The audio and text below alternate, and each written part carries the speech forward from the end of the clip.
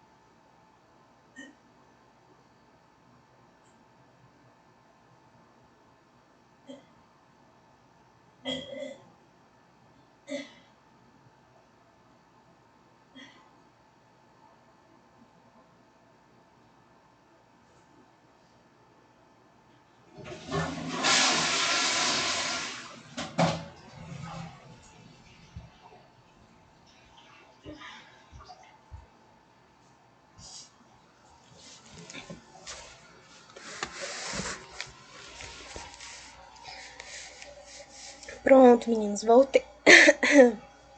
Como eu disse pra vocês, não tô me sentindo muito bem. Tô com algumas ânsias de vômito. Náusea muito forte.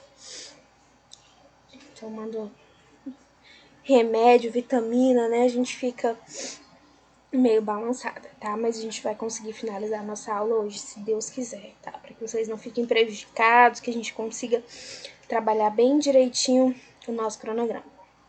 Vai ter aula, William. Vai ter aula, tá?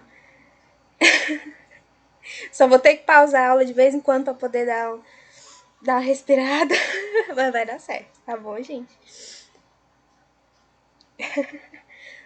Professora, o banheiro tá aqui do meu lado. Só vou lá de vez em quando e volto. Não, meu amor, vai dar certo, tá? Prefiro trabalhar logo esse conteúdo com vocês, pra gente não se prejudicar, pra não atrasar o cronograma, tá bom? A gente já teve algumas pendências aí com a nossa disciplina e eu não quero que a gente consiga finalizar tranquilo, tá bom? É só um mal-estar mesmo, náusea, vômito, vai passar. Vamos lá, meninos. O conteúdo que a gente vai trabalhar hoje é essa apostila que já está disponível para vocês. Matheus, eu tô assim, eu tô dando aula aqui, gente, só um minutinho, vou ali no banheiro e já volto. Tá? Trabalhar de casa é bom por isso, né? Mas vamos dar continuidade aqui à nossa apostila, tá? Todo mundo tá conseguindo visualizar, tá aparecendo aí para vocês.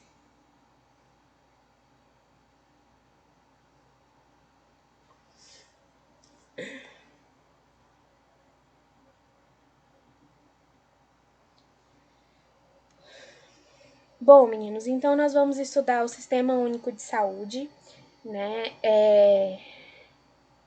O bebezinho aí dos nossos corações, né? Conhecido popularmente como SUS. A gente viu um pouquinho os primórdios da sua criação, da Constituição Federal, né, dos ideais da construção da Constituição Federal na 8ª Conferência Nacional de Saúde, né? E o SUS ele foi consolidado em 1990, né, com a Lei número 8.080, onde foram estabelecidas diretrizes e normas que direcionam o sistema de saúde.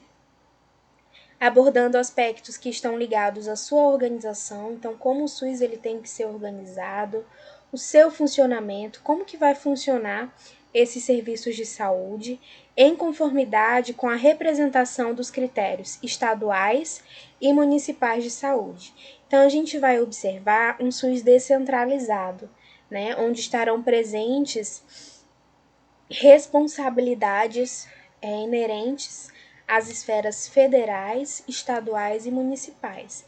Então, essas três esferas de governo, elas terão atuação, né? Elas terão responsabilidade na oferta desses serviços de saúde, ok?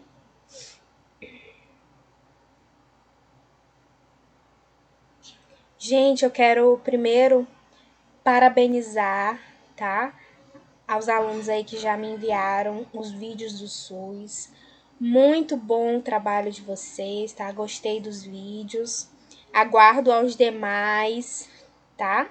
Para que me enviem aí até quarta-feira para a gente poder fazer um trabalho bem legal, né? Qual o meu principal objetivo aí nessa na realização desses vídeos, né? Para que a gente possa conscientizar as pessoas da importância desse nosso sistema de saúde. Porque muitas pessoas, principalmente do nosso convívio, não valorizam e não reconhecem a importância desse sistema, correto?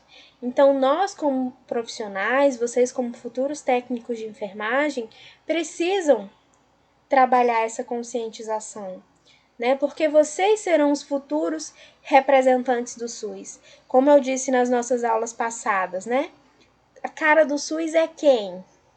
Né? Quem faz a cara do SUS? É o profissional de saúde que está ali exercendo, né? Trabalhando, que está montando, construindo, né? O SUS é o profissional de saúde. Então, vocês, como futuros profissionais, precisam trabalhar essa conscientização da importância do SUS para que as outras pessoas venham a entender qual as suas necessidades de melhoria, quais as suas principais problemáticas, mas também quais são os seus benefícios, né? E colocar a cabeça das pessoas para pensar em uma realidade em que o SUS não existe. E essa realidade, se a gente for pensar na história do Brasil que a gente estudou, é uma realidade recente. A gente está falando aí de 1990, né? É uma realidade extremamente recente. Muitas pessoas não tinham. Dessa sala aqui, eu digo que tem pessoas que não tinham nem nascido, né? Que ainda viveram um pedacinho aí da história sem o SUS. Então, a gente tem que trabalhar a memória das pessoas, né? Trabalhar a questão da memória da nossa sociedade para conhecer e reconhecer uma realidade sem esse sistema. Ah, é um sistema precário para isso, aquilo. Concordo, né? Concordo com tudo isso, em número, gênero e grau. Mas eu também reconheço a sua importância e as suas aplicabilidades. Então, o Sistema Único de Saúde, SUS, foi criado pela Lei nº 8.080, de 19 de setembro de 1990. Ela também foi chamada de Lei Orgânica da Saúde. É a tradução prática do princípio constitucional da saúde como direito a todos e dever do Estado, e estabelece o artigo 7º, que as ações de serviços públicos de saúde e os serviços privados contratados ou conveniados que integram o SUS são desenvolvidos de acordo com as diretrizes do artigo 198 da Constituição Federal. Então, nós temos na nossa Constituição, né, a representação da obrigatoriedade dessa oferta dos serviços de saúde pelo Estado. Então, é direito de todo cidadão ter acesso à saúde.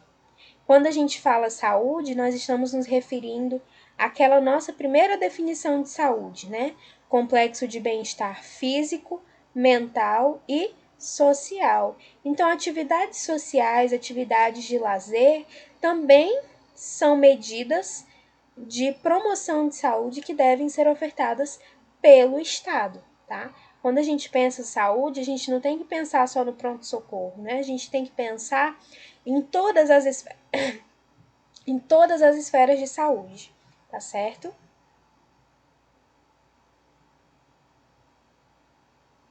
Obedecendo ainda a alguns princípios organizativos que nos direcionam para as formas de concretizar o SUS na prática. Então, estão presentes, né, nessas regulamentações alguns princípios de organização do SUS que devem ser postos em prática para que nós possamos concretizar esse sistema. Eu vou indicar um documentário para que vocês assistam, tá? Onde ele compara, eu acho que eu até comentei isso na sala de aula, quando a gente ainda estava na sala de aula, onde a gente compara o serviço de saúde brasileiro, não lembro agora o brasileiro. Enfim, ele nos apresenta o serviço de saúde americano, né, onde nós temos um serviço de saúde privatizado, onde a população tem que pagar para ter acesso a todos os serviços de saúde, e um serviço de saúde canadense, né, onde já tem uma outra forma de ofertar esses serviços de saúde à população. Então, assim, sempre que a gente tem uma imagem muito maquiada dos Estados Unidos, né? Eu penso dessa forma. A gente pensa, em um país de primeiro mundo, a saúde de lá é top, os hospitais são incríveis, as equipes, os equipamentos, os medicamentos de primeira ponta. A gente tem essa imagem do serviço de saúde americano, porque é a imagem que nos é vendida, né? Quando a gente vai assistir um filme, um seriado, a gente observa o quê? Hospitais americanos luxuosos, com apartamentos, né, serviços de qualidade. E aí a gente olha aqui para o nosso SUS, pobre coitado, né? Sucateado, um profissional para 20 pacientes, camas em péssimo estado, falta de medicamentos, falta de profissionais. Então a gente sempre compara. Poxa, então o serviço americano lá top, né? Top das galáxias, e o serviço brasileiro aqui totalmente sucateado, né? A gente tem essa imagem muito bonita dos Estados Unidos, só que a gente não observa que para o paciente ter acesso a todos aqueles recursos, ele precisa pagar. E quem não tem, como que faz? Né? A gente observa uma situação muito difícil, principalmente dos imigrantes, né? As pessoas que vão para lá para trabalhar não têm condições de pagar um plano de saúde, não têm condições de pagar uma assistência médica. Então, assim, apesar dos pesares, a gente tem que reconhecer a importância desse sistema, né? O quanto ele é importante para a gente, quanto ele é importante para a nossa sociedade, tudo que o SUS nos fez ganhar, né? Hoje, se você precisa de uma dipirona, você pode ir lá no posto de saúde com uma receita médica e conseguir, né? Pacientes que fazem tratamento com insulina caríssima, né? Eles podem entrar nos grupos de diabéticos das unidades de saúde, ganhar o aparelho de glicosímetro, insulina, todo o material para aplicar insulina. Será que nos Estados Unidos, que tem aquela assistência top, garante isso aos seus pacientes? Então, assim, a gente tem que identificar quais são as nossas problemáticas, sim.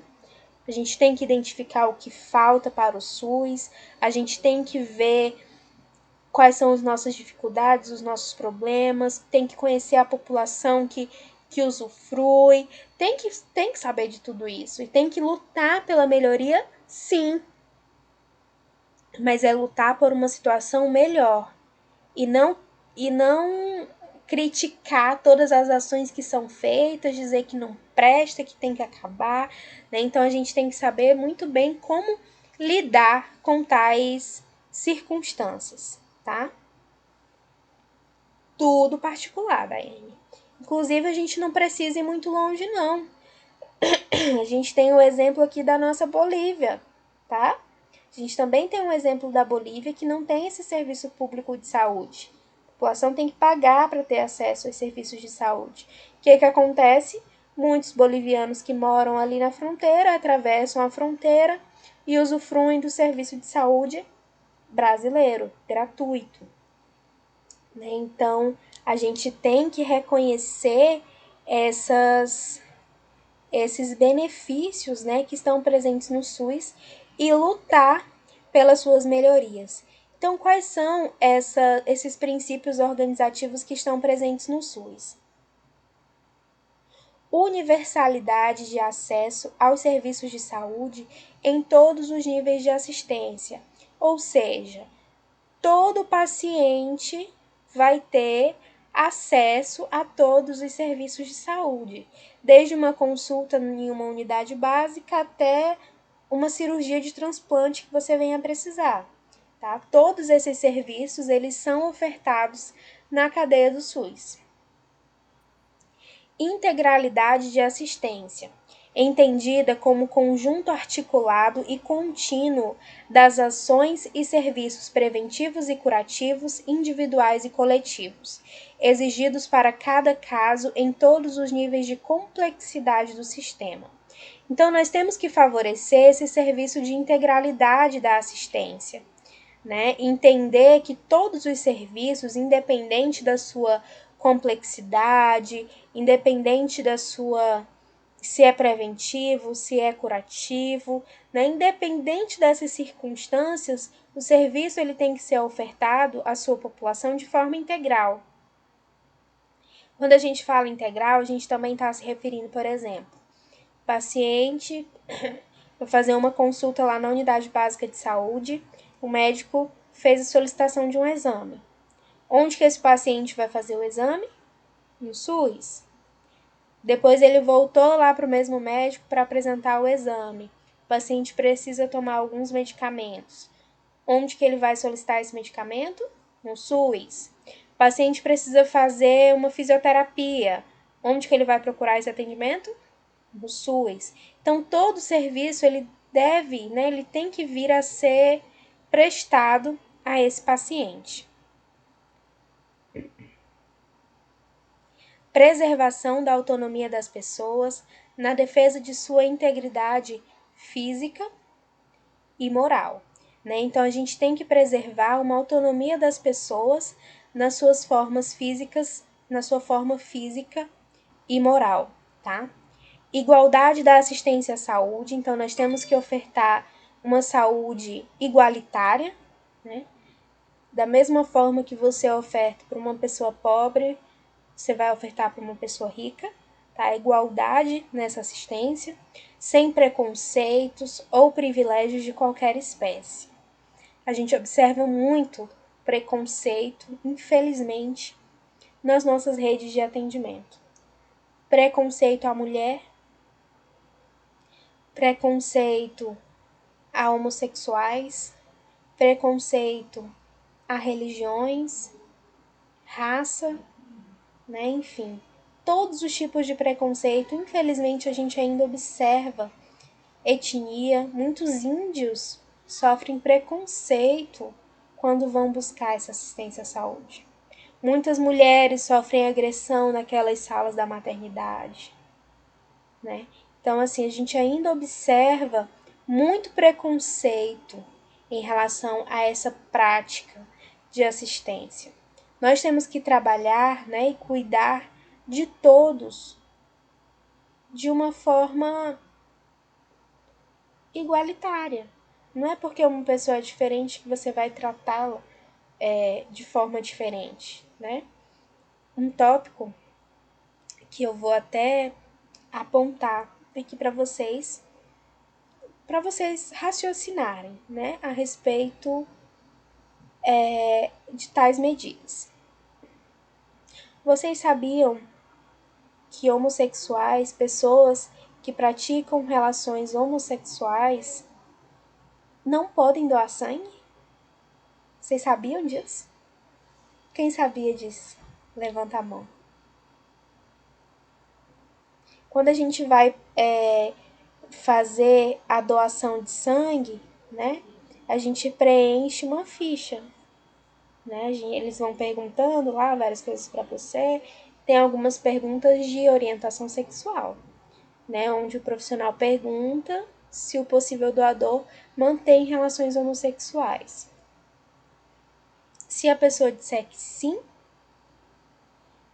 Então, Daiane, a gente tá aí num processo, sabe? Algumas lutas, né?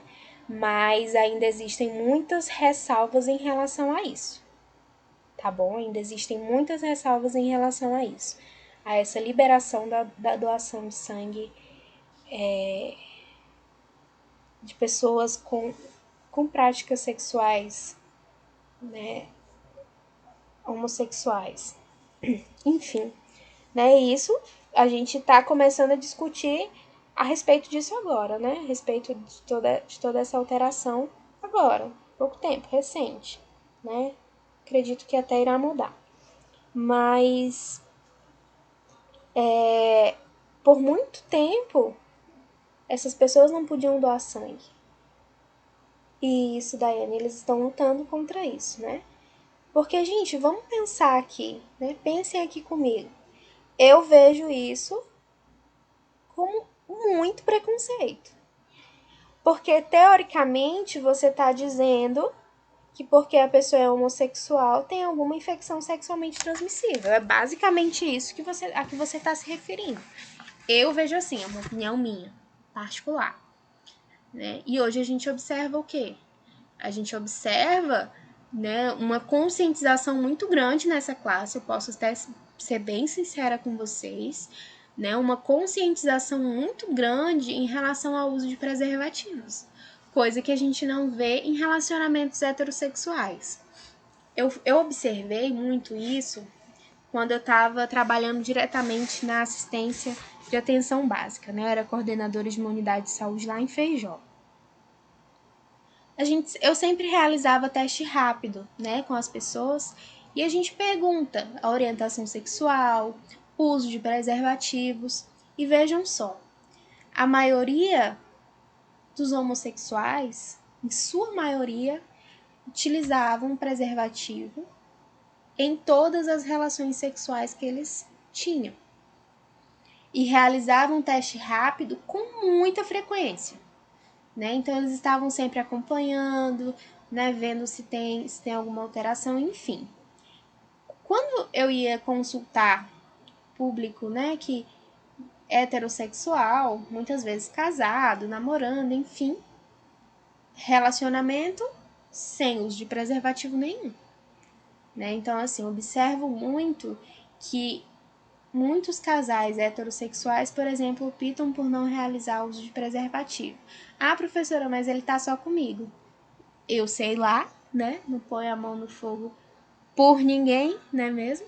Então a gente observa muito essa contaminação entre casais, pulada fora de cerca, traz para dentro de casa. Enfim, a gente também tem observado muito isso em públicos mais idosos, tá? Pessoas mais idosas contraindo uma infecção sexualmente transmissível devido ao uso de não preservativos. Né? Então, a gente tem essa visão muito preconceituosa, né, em relação a essa doação de sangue. É uma visão muito preconceituosa na minha visão, não sei na visão de vocês, eu estou expondo aqui a minha opinião, né, como profissional de saúde e como usuária do SUS. Essa é a minha visão, né? E acredito que vocês tenham a de vocês. Se alguém quiser compartilhar aqui com a gente, fiquem à vontade, tá? Alguém quer compartilhar?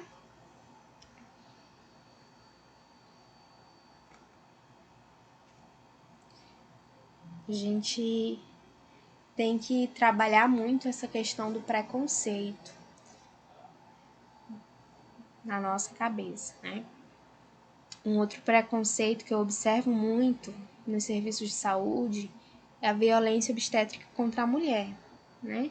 Quando a mulher grávida chega na maternidade, vai ser atendida, né? Ela tem que ser acolhida, tratada com humanização. Essa mulher ela pode escolher a sua posição do parto, a mulher ela pode decidir a respeito do seu trabalho de parto, como que ela quer, o que vai ser feito, o que não vai ser feito. A mulher tem o direito de realizar essa escolha de tudo isso.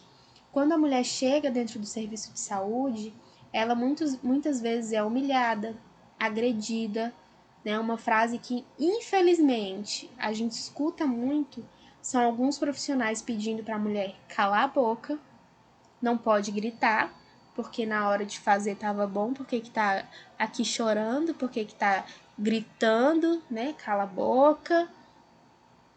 Eu já vi situações desse nível. E infelizmente é uma realidade de muitas mulheres. Então, em todo serviço, a gente vai observar preconceito, né, de alguns profissionais. E a gente precisa trabalhar isso com muito discernimento. Vou compartilhar uma outra experiência aqui com vocês, né?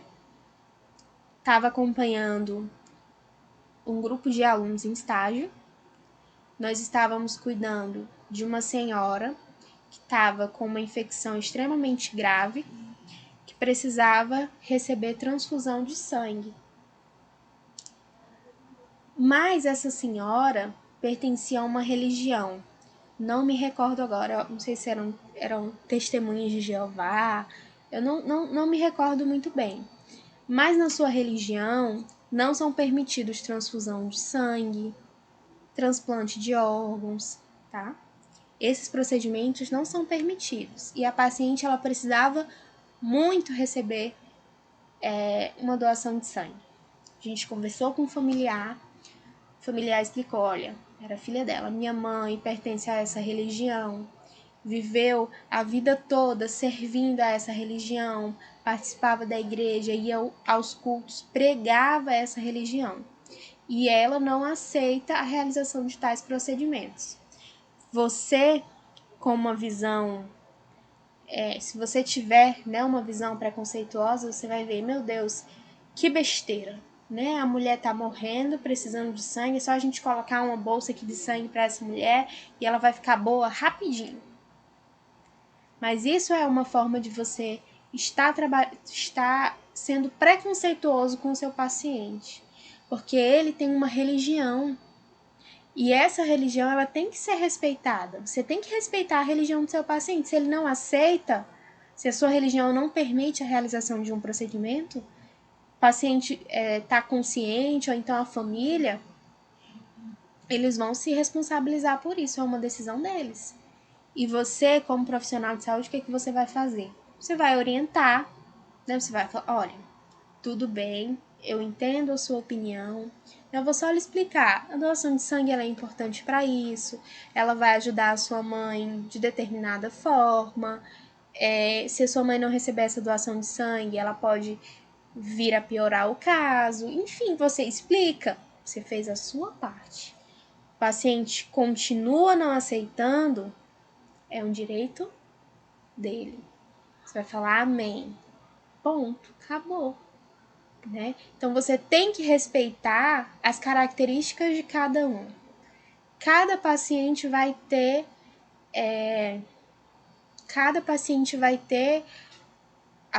os seus direitos, né? Você tem que respeitar isso, respeitar a forma de ser de cada um. Isso é lidar com o preconceito.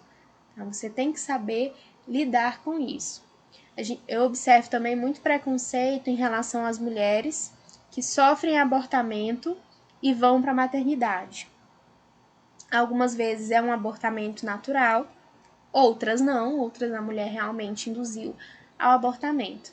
Aí você pode me falar assim, ai professora, mas na minha religião não permite, eu sou totalmente contra, é uma prática desumanizadora, enfim, você pode vir com todas as justificativas possíveis.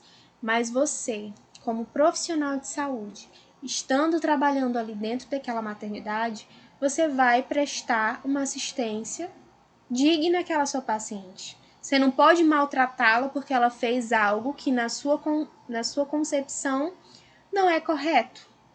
Mas foi o que ela fez, é responsabilidade dela. E o que você vai fazer? Tá falhando? E o que você vai fazer diante de tais perspectivas?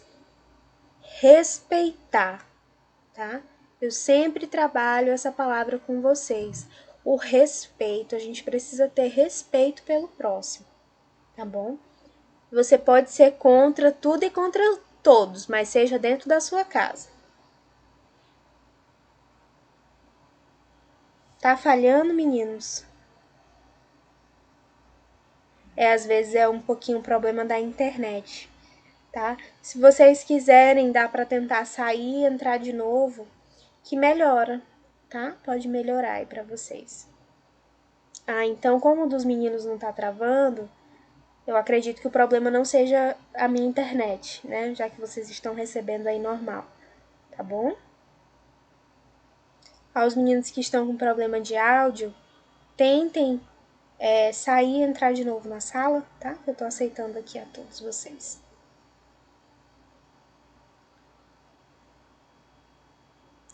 Direito à informação às pessoas assistidas sobre a sua saúde.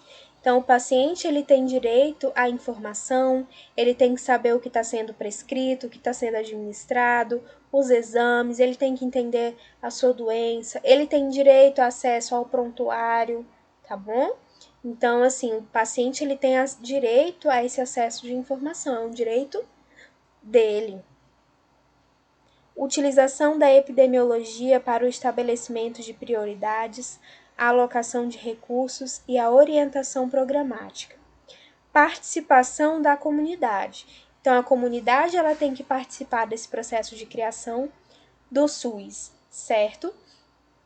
Lembram que eu falei a respeito da participação da comunidade nas conferências de saúde, que é uma forma muito importante da comunidade criticar, apontar e buscar melhorias a esse nosso sistema de saúde.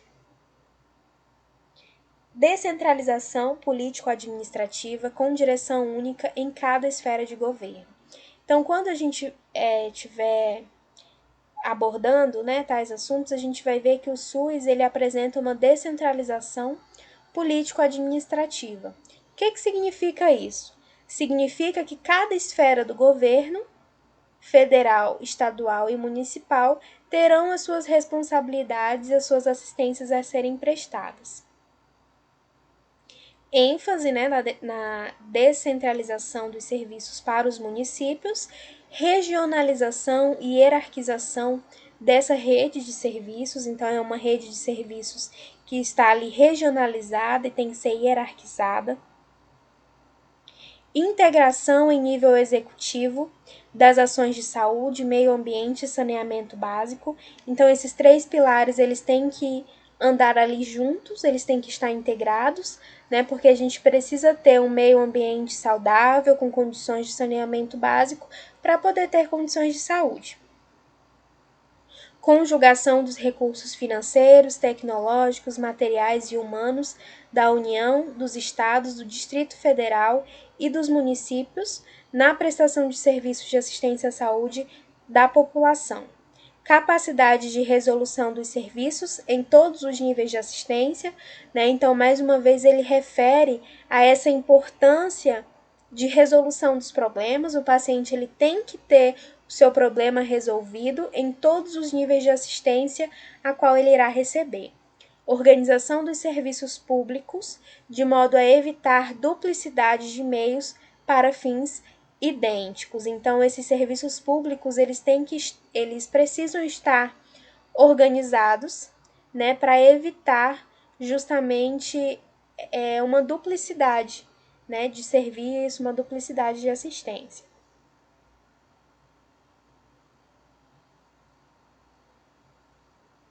Agora aqui a gente tem um tópico muito importante.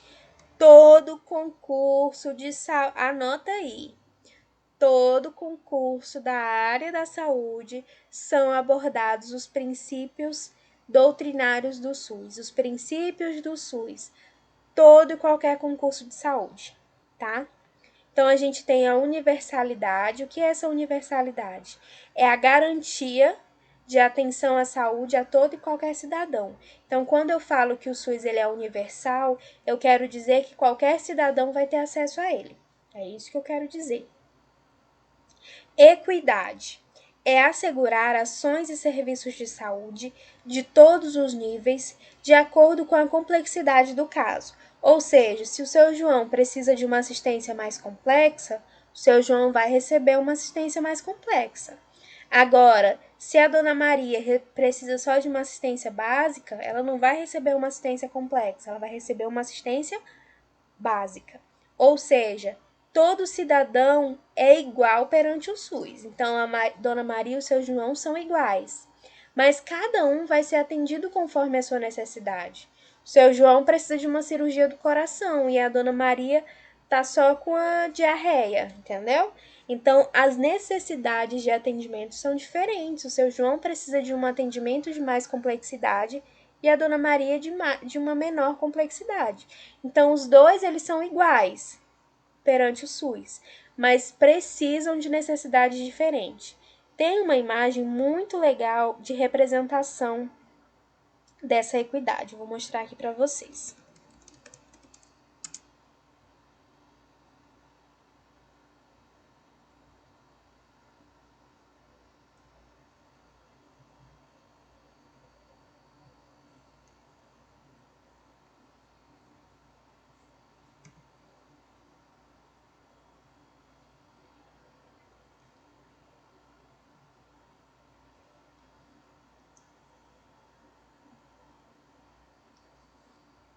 Só um momento, tá, gente? Que travou aqui tudo.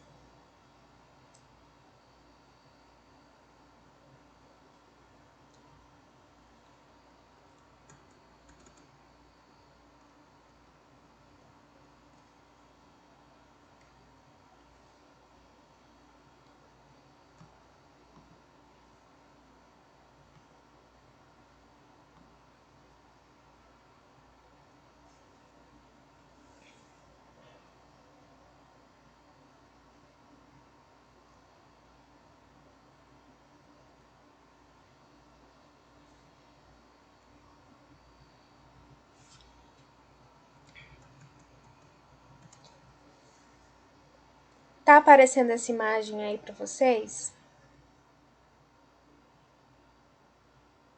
Vejam aí se tá aparecendo.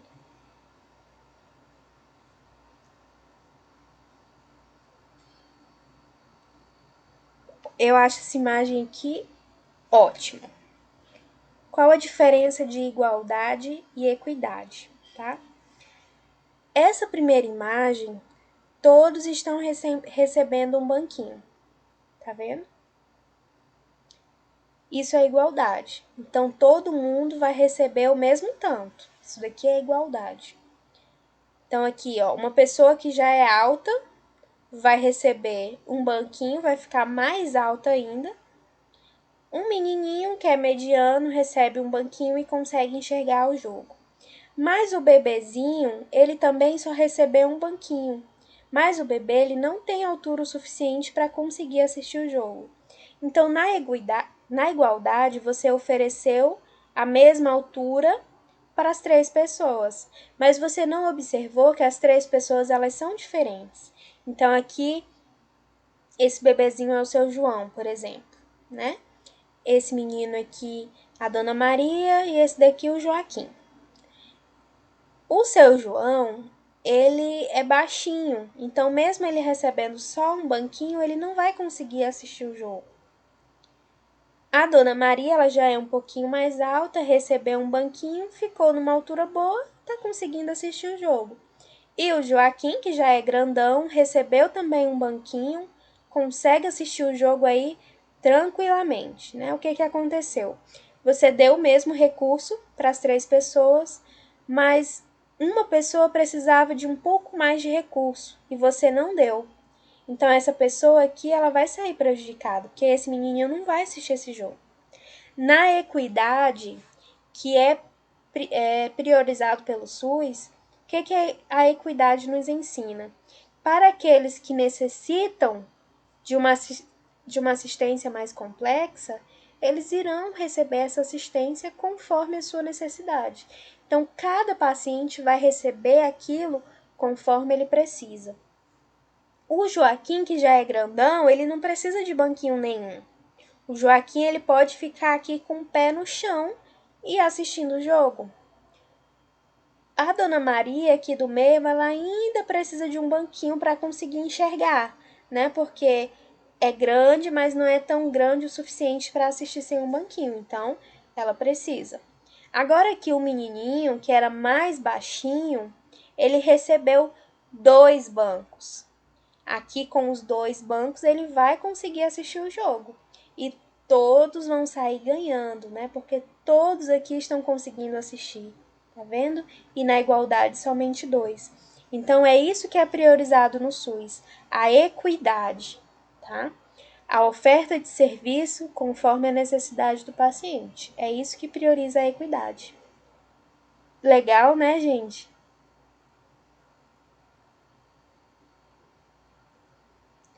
Diga, William, se eu puder ajudar.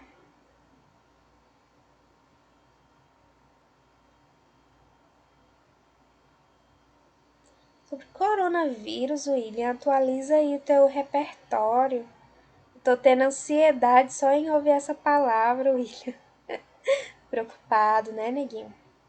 Bom, William, eu dei a disciplina de higiene e profilaxia pra vocês, não dei? Eu não lembro mais. Alguém me diz aí se eu dei? Então, em higiene e profilaxia a gente viu que dentre as medidas de prevenção e controle de uma infecção, a gente precisa conhecer aquela doença, certo? E o coronavírus, a gente ainda não conhece totalmente a doença para poder dizer que sim ou que não. O que acontece no coronavírus, né? Vamos usar aqui uma infecção que todo mundo conhece, a catapora. Quando você pega a catapora uma vez, você cria imunidade e não adoece de novo, certo? Certo, né? O coronavírus, a gente ainda não tem muito conhecimento a respeito, né, dessa imunidade, se a gente vai criar ou não imunidade, né, a partir disso. Teoricamente é para criar e se defender sim, mas aí entra a parte de mutação, de mudança do vírus, enfim, tá bom? Vamos continuar aqui a nossa aula, a gente não perder nosso tempo.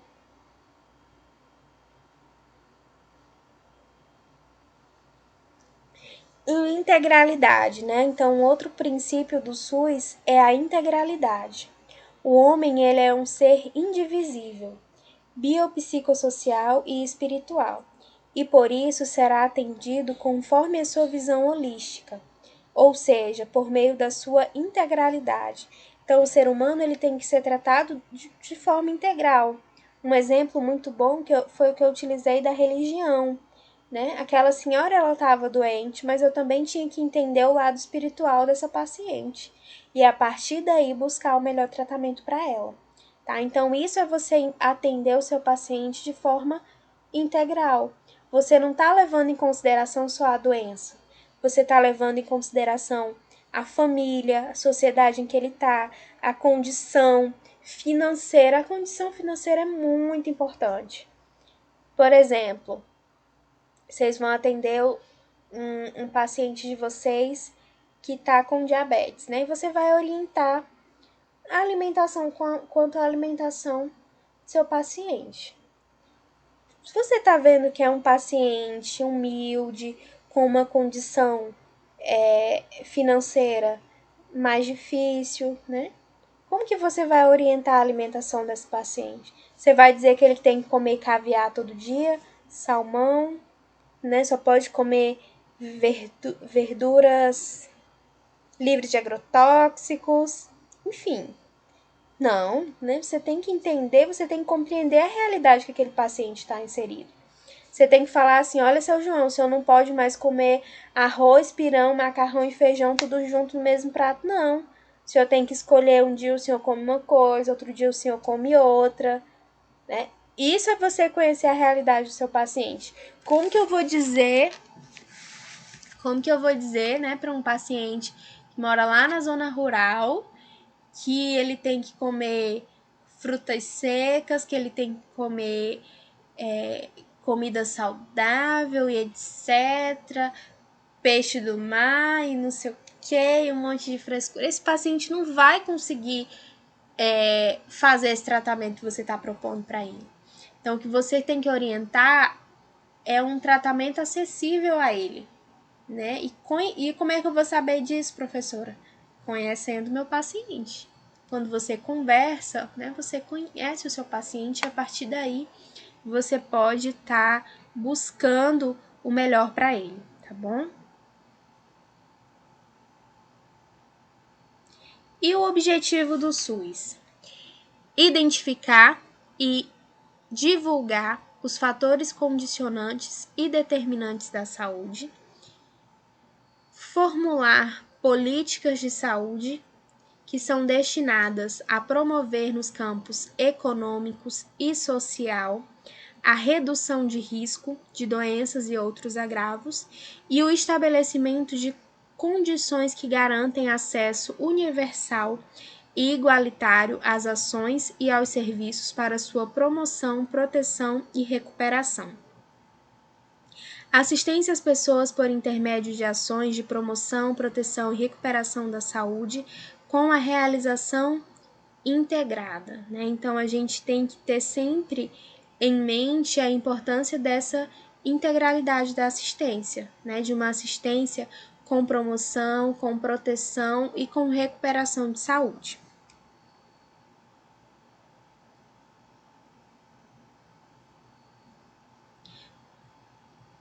Bom, meninos, essa parte aqui de... Só um pouquinho. As diretrizes do SUS eu vou deixar para a gente trabalhar amanhã, tá? Porque ela é um pouco mais longa, para não ficar muito cansativo, muito puxado a nossa aula. Proponho a vocês pra gente trabalhar ela amanhã, ok?